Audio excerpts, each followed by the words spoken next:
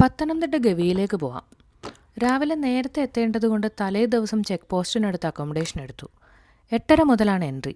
ആങ്ങമൊഴി check post വഴി എൻട്രിയും Vallakkadavu check പോസ്റ്റിൽ നിന്ന് എക്സിറ്റും ചെയ്യണം. ഒരാൾക്ക് 125 രൂപയാണ് entry fees. One day package എടുക്കുകയാണെങ്കിൽ 1250 രൂപ ഒരാൾക്ക് കൊടുക്കണം. അതിൽ ട്രെക്കിങ്ങും ബോട്ടിങ്ങും പ്ലാന്റേഷൻ വിസിറ്റും ബ്രേക്ക്ഫാസ്റ്റും ലഞ്ചും ഉൾപ്പെടും. ഞങ്ങൾ KTDC അക്കോമഡേഷൻ ബുക്ക് ചെയ്ത് സ്റ്റേ ചെയ്യാൻ തയ്യാറെടുത്തെത്തിയതാണ്.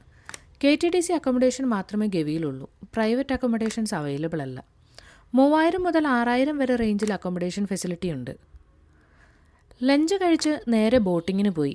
ഇതാണ് ഞങ്ങളുടെ ഗൈഡ് കണ്ണൻ. മുൻപ് വന്നിട്ടുള്ളപ്പോഴും കണ്ണൻ തന്നെയായിരുന്നു സഹായത്തിന്. ഗവി ഡാം കൊല്ലൂർ ഡാമുമായി കണക്റ്റഡ് ആണ്. മഴ ചാറി നിൽക്കുന്ന ക്ലൈമറ്റായിരുന്നു. ഈ കാലാവസ്ഥയായിരുന്നു പ്രതീക്ഷിച്ചതും. കാരണം ഡാമിലൂടെ പോയി കാട്ടിലുള്ളൊരു വെള്ളച്ചാട്ടം കാണുന്നതായിരുന്നു ഹൈലൈറ്റ്. മഴ കൂടിയാലും മഴ കുറഞ്ഞാലും പോകാൻ കഴിയില്ല. ഈ തവണ ഞങ്ങളത് കണ്ടു. സഹിക്കാവുന്നതിലും തണുപ്പുണ്ട് വെള്ളത്തിന്. പിറ്റേ ദിവസം രാവിലെ ട്രെക്കിങ്ങിനിറങ്ങി. മൃഗങ്ങളെയൊന്നും കണ്ടില്ല. രാത്രിയിൽ അത്യാവശ്യം മഴയുണ്ടായിരുന്നതുകൊണ്ട് വഴിയിലാകെ എൻ്റെ ശത്രുക്കളാണ് ഈ അട്ടകൾ. എനിക്കിച്ചിരി പേടിയുണ്ട്. പക്ഷേ ഈ വ്യൂ പോയിൻ്റ് വേർത്താണ്.